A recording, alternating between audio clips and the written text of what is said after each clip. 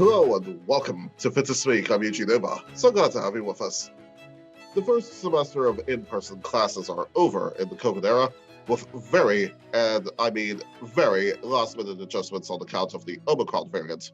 But one thing that is not adjusting is the fact that we are about to enter a new year, and that Urban Meyer will have a little more time to ring it in, perhaps at that bar of his with that drink named after his wife. That is, if he remembers he has one. But as the US reached another milestone and we head to year 2 of COVID, and more universities are now requiring their students to get boosted before they return for the spring semester, I speak with pharmacist Safiya Ransome about the new variants and what we can expect going forward. That and much more coming up in a few minutes.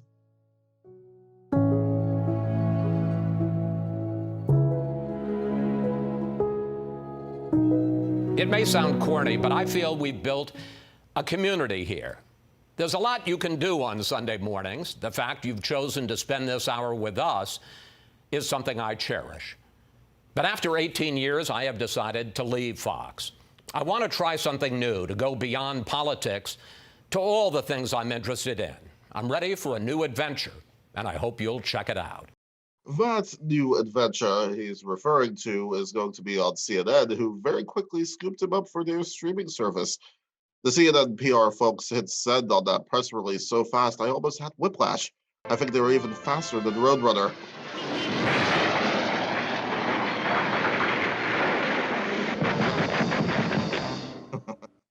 But seriously though, Chris Wallace, like Shepard Smith before him, was one of the few true journalists left on Fox, and it kind of sort of provided Fox cover in the sense that, hey, the news in their name isn't a joke.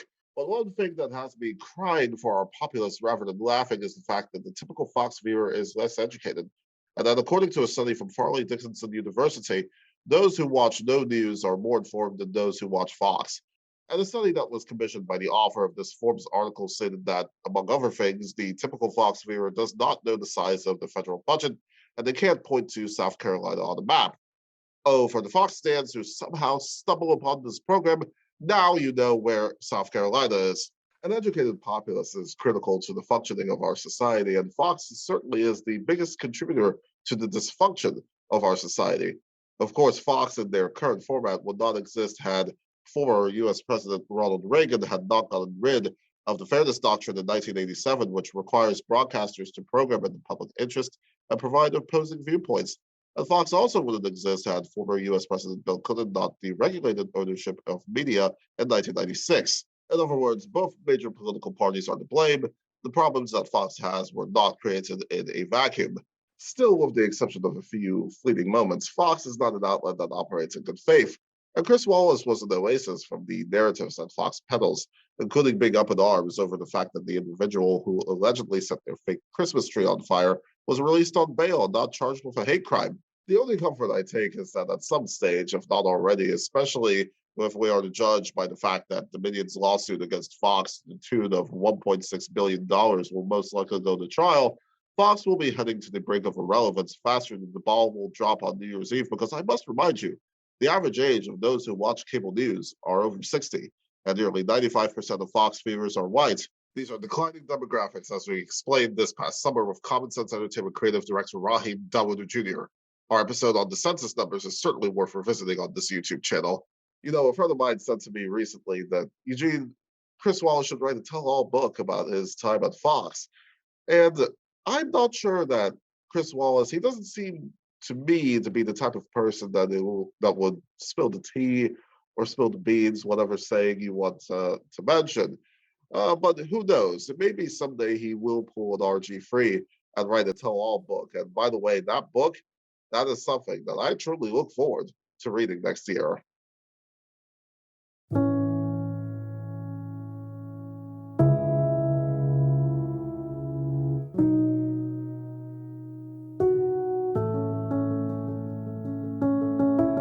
joining me now is Safiya Ransome, pharmacist with expertise in drug development. Safiya, welcome to the program. It is Hi great to have you on. again. I'm happy to be here. Thanks for having me again. Oh, absolutely, Safiya. Absolutely. It is so good to have you on. And I mean, you know, we're now at the end of the year. Yeah. Time has flown. since Very fast. oh yeah, I mean this is like it seems like yesterday when the people were at home celebrating the new year because of COVID, and now of course this year with the vaccinations and everything else. I know that of course It'll be in Times 50-50. Square, yeah, it's it's tough. We need to get more of the public, vaccinated and rolling up their sleeves and everything. Hmm. But the good thing is that in New York, you have all the revelers that are going to be out there. They all have to be vaccinated and all. So to see Yes. them all drop, so that's going to be very, very good, to see. Um, but now, look, let's take a look at this. Like we're now at the end, practically, of the holiday season, Yes. and just as we ended Thanksgiving, we have this new variant, the Omicron Right. variant. Oh my goodness. I Here we go mean, again. yes, here we go indeed. It's like we think about back during the summer when all the cases dropped and everything else, and President Biden had essentially declared victory, almost, with, the Hmm. pandemic, that sort of thing. But then, Delta said, oh, wait a minute, not so Hmm. fast. So Right. now with this variant, Sophia, can you help our viewers make sense of what is going on as we're recording this here? And really, as we head into 2022, how do you think this is going to affect life at this point? Right. So, like, first, I'd like to kind of explain because a lot of people don't understand how the variants are coming about, and this is just kind of the basic science of viruses.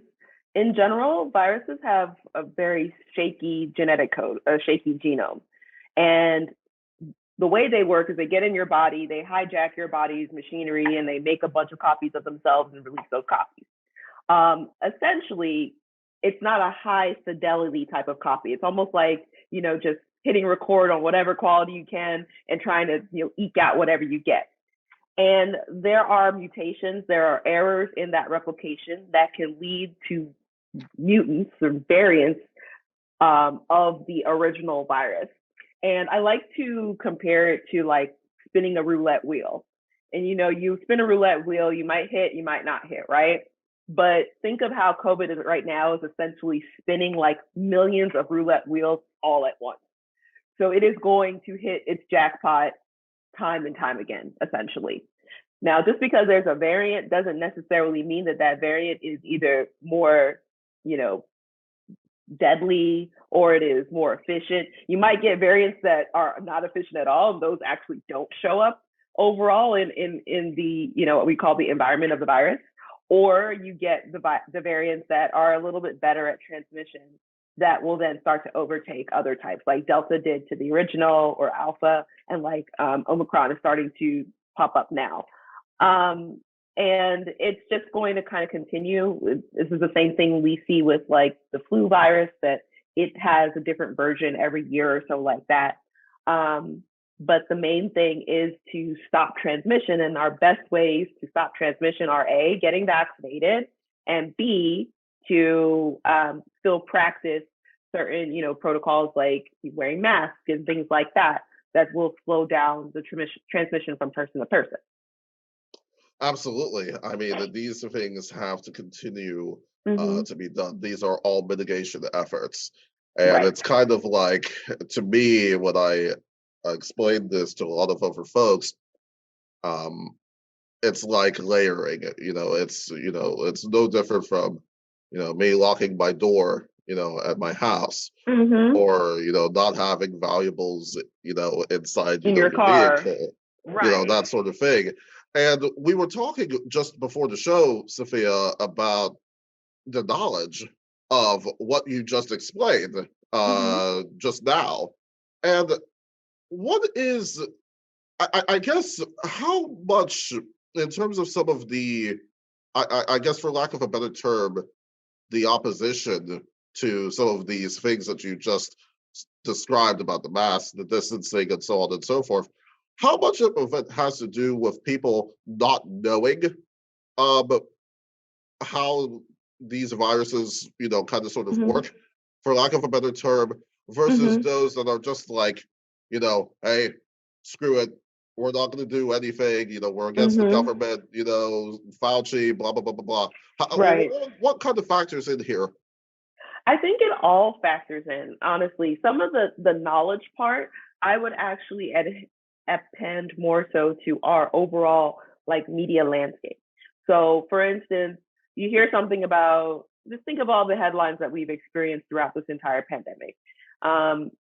Because a lot of the people who are writing news stories don't understand these things either. And they write their news stories in a way that can sometimes elicit panic or, elicit a type of, concern that doesn't actually match the reality.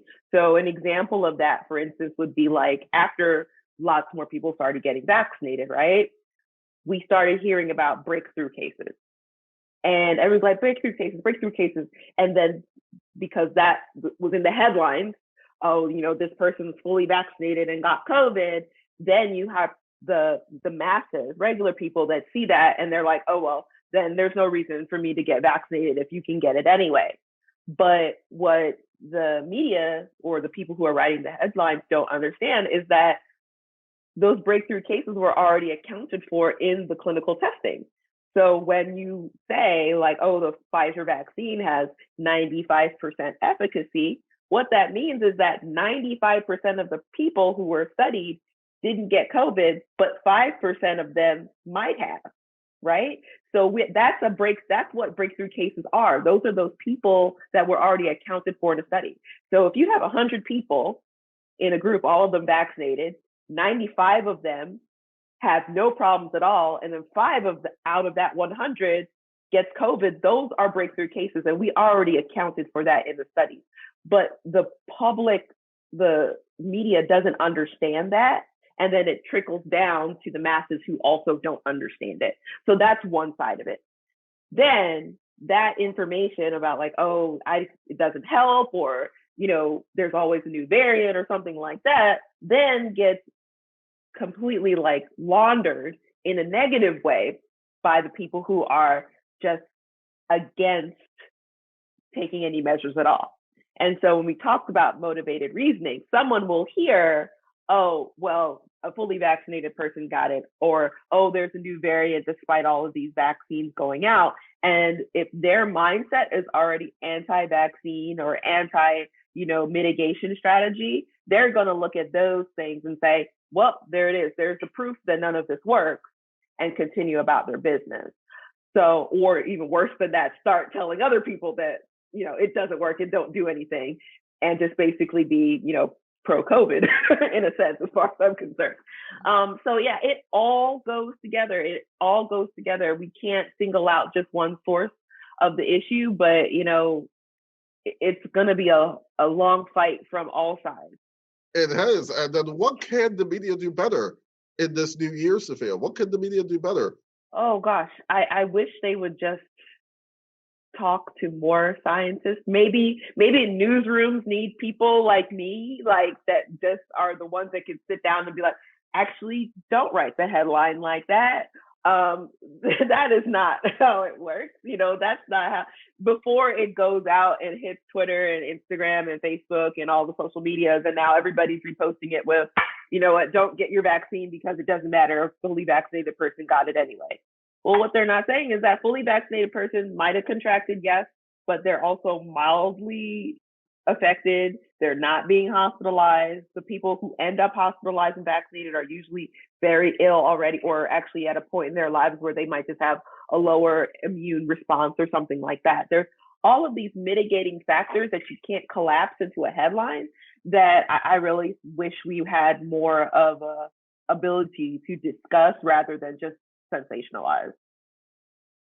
That is the key right here. And, of course, it goes back to some of the things that we have even looked at on this program, that the media, by and large, here in the United States, at one time, they were supposed to serve the public interest at Right. all.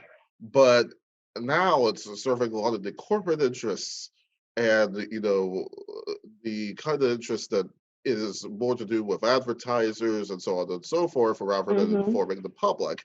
So Right. I think there's a lot to be said there.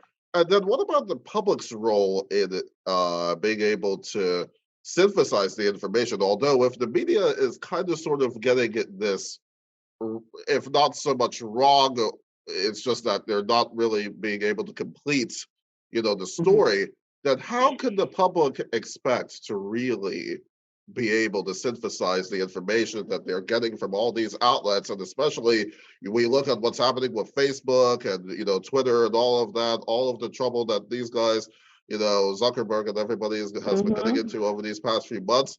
How can we expect, I guess, the populace to really be able to synthesize the information that they're getting if the information is not really so complete, at all? Right. And then, how do we move the needle?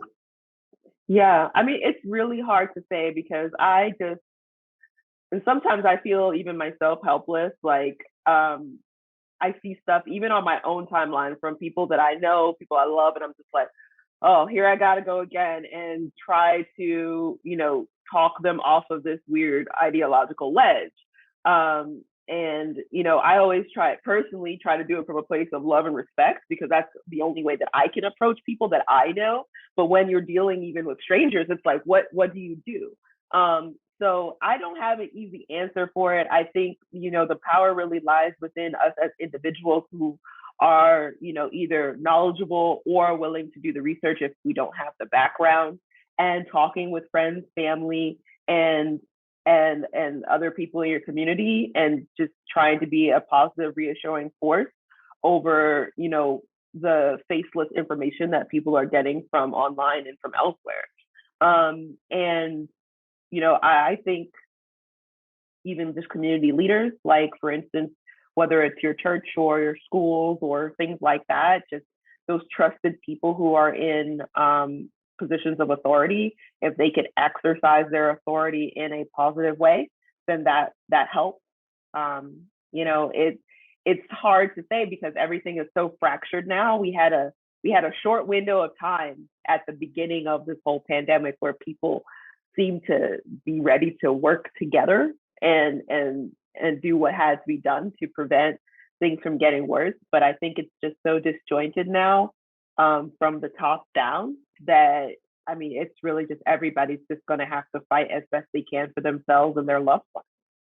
Are we at a point, I guess, Sophia, where we have to learn to peacefully coexist, I guess, with this virus? Are we at a point where, like, because I'm seeing that in some of the restaurants, some of the bars that I go to, um, the masking in some of these places, not everywhere, but a lot of these places are virtually non-existent. Um, Right. so are we going to have to peacefully coexist with this? I don't know. It seems like I don't think there's any peaceful coexistence as long as there are hundreds or thousands or so people dying every day. I don't think that's a peaceful coexistence. I think that is a surrender. And I think what we're looking at right now is really a point of surrender. And sometimes some of that surrender is a little bit valid. Everybody's tired. I'm tired, but I'm more tired of people, being ill, and I'm more tired of the uncertainty around it. We can live with COVID if we are willing to do the right thing, but there's too many people just willing to surrender to, like, well, whatever happens happens, and not saying let me be proactive in protecting myself and my family and my friends, and let's do the right thing. I think that would more so be a peaceful coexistence that would get us more towards, like, maybe even just nailing the transmission down as low as possible. But I think right now, really, we're at a point of just people are like, you do whatever you do here, and we do what we do here, and we have this restriction in this state, and we don't have any in this state, and as if the virus cares whether you're in Pennsylvania or Maryland or New York. It doesn't. But we're at a point where you're just going to have to do what's best for you, and that's bad. So it's been a bit of a surrender here in the Yeah, U.S. that's what I think. I think we've surrendered to it, and there's no political will to do the necessary heavy lifting, like, and it's too late, I think. This pandemic, this virus, this is going to continue to be a thing. And we were talking, earlier on about the world role, the international part of it as well. So I want to tie this in with the booster, because of course, we're encouraging everybody, in the U.S. and elsewhere to get boosted, after 6 months, with the Pfizer and Moderna. And I think with Johnson and Johnson, it's after 2 months, I think, 2 months, correct? yeah. Yep. So with that, I guess, how effective has that messaging been in terms of getting the public to have their booster?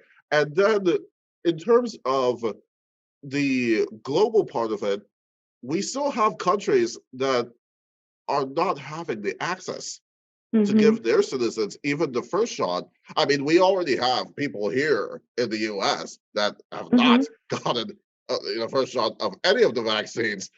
So where does this all play in terms of us hopefully being able to eradicate COVID? Well, where does that all play here? Yeah, so here we get into like the supply chain and manufacturing part of pharmaceuticals, which is very, very, very, very complex. And back before the vaccines were even like approved and available anywhere in the world, in my own, from my own experience working in drug development, I just said, there's no way that we're going to be able to vaccinate 7 billion people on this planet in a reasonable amount of time, just because of the actual bottleneck, the manufacturing bottleneck that will occur. And I know there's inequities. There's about like purchasing and the lines and which country can get this and which country can get that, and supply chains and all of that is 150% valid. But if you're looking at like the raw manufacturing capacity that we have in the world, it's still going to be incredibly difficult to meet the challenge. So, and part of that is that you have to have certain facilities that can produce what we call in development API, or active pharmaceutical ingredient. You have to be able to produce that in mass quantities, and not every facility is outfitted to do so. And so any originator company that created a vaccine, whether it's like Pfizer, Moderna, or whatever, they have in the process of doing what's called licensing and tech transfer to actually build that technology and get it into more manufacturing facilities. And then you have other pharmaceutical companies, or some of them are very small, like just manufacturing groups that are taking on the parts of the process that are called like fill and finish. So they actually are putting things in vials and getting everything, shipped out. So it's extremely, extremely complex without the politics and the economics about it. So when it comes to other countries getting it, I don't know exactly. I don't like the way of putting it that like, oh, America has enough and Europe has enough and you all shouldn't be getting boosters, because take the flag or take the country name off of it. No matter where you are in the world, you're a human being, and all human beings deserve care. So I want everyone to have vaccines. It's not that we have so much that we're taking it from somebody else. It's that we need to enhance the output of vaccines and enhance the facilities that make enough for the entire planet. And so that is what's happening now. And that's the bottleneck that we are in. And yes, our country and other wealthy countries can do more by, giving excess to neighbors. I'm not saying they shouldn't do that, but I don't really like putting it as, okay, well, America has enough care and we shouldn't care anymore. Or they should just give all their vaccine to other groups. Like, there are people here who need it too. We just need to be really active in ensuring the rest of the world gets it as well. What final thoughts do you have as we get into 2022? Do you think that we are going to end COVID, or are we going to be at least closer to ending COVID in 2022, where now we'll have experienced this for 2 years, and it's just now been, of course, obviously very tough on everybody. Even, Yeah. as you said, even for those of us who are actually doing the right thing with everything that's been going on. So, what do you see here for 2022? I can't say I'm particularly optimistic about it. You know, it's going to be with us for a while, and I think the most important thing is to do our very best to protect ourselves, protect our communities by, not just vaccinating, but by being proactive and using mitigation strategies. There's really no crystal ball to see like whether COVID's just gonna, be beat eventually. I mean, it's not. It doesn't. I don't see a world where that happens. Because of unfortunately, the political climate that we inhabit. But I am more hopeful that the actual numbers of people losing their lives will continue to decrease. It's not good now, but it's not as awful as it was before. And I think that, with a lot more people being vaccinated and boosted, we should at least see a decrease. And now with children being able to be vaccinated as well, we should see hopefully a decrease in the number of deaths, the hospitalizations and deaths, which will, be better for our medical professionals who are dealing most with that. And we just keep trucking through, honestly. But as far as us just beating it, I don't know. I wish I could make a wish and and wish for the end, but I don't think it'll be that easy. Yeah, I think we may get to a point where this will become endemic. Yeah. We deal with this every year, as we deal with flu, as we deal with, Hmm. seasonal allergies, and all this sort of stuff. Um, I think we have learned, Safiya, over the past close to 2 years now, that the politics and medical science are a cocktail that you do not want to have. Quite frankly. Not at all. Um, Not at all. This was the worst thing that happened at the worst time. Honestly, yeah, this is the most worst thing that happened at definitely. the worst time in history. I feel like. Oh, without doubt. And I mean, our elected officials, and even previously elected, president, doesn't help the cause either. He's also saw that Dr. Oz is going to be running in Congress for Pennsylvania, a state that he doesn't even live. So I Nope. guess so much for that voter fraud narrative. I guess from the GOP. We have to see what happens on that one. Um, Yeah. but in all seriousness, I think that we have to continue to have people like you on. And I think I like what you said earlier about maybe newsrooms having scientists and folks like yourself to really lend greater insight Mhm. into these medical stories, these stories about this pandemic and all of that, that maybe, they could be a last, line of defense before putting out these stories on social media, before Right. publishing this stuff on shows, and all of that. Um, but it is always, always greatly, greatly appreciated having you on our show over this past Happy to do year. it. We hope to talk to you more next year as we do more stuff. So, Safiya Ransome, pharmacist with expertise in drug development, thank you so much for joining me today, and Happy New Year to Yeah. you. Yeah, same to you. Thank you so much for having me. I'm hoping we all have a better 2022. One more thing before we go. Terrence Woods, a broadcast media professional and University of Maryland alum, has been missing now for over 3 years, and we need your help to find him. Terrence was last seen at a film shoot in Idaho in the Penman Mine for the Discovery Channel show Gold Rush, where, according to witnesses, Woods allegedly lost his radio and ran down the cliff into a forest. And according to Idaho County Sheriff Doug Giddings, Woods was at the base of the cliff before his scent was lost, and he did not visit any of the houses to ask for help. Sheriff Giddings is quoted saying, "It's rough country and there are mine shafts up there. All kinds of things could have happened, but we searched for him." The fact of the matter is, folks, is that we need to have more information. We need to have further insight as to Terrence's case. The national media has not covered this case with the kind of fervor that they cover other missing persons cases. And we need to have the answers. We need to have clarity about this. We really do. As I mentioned in the November edition of this program, the folks behind the Crime Door app on the back of the segment that we did in the October edition of this program on Terrence have created this AR poster.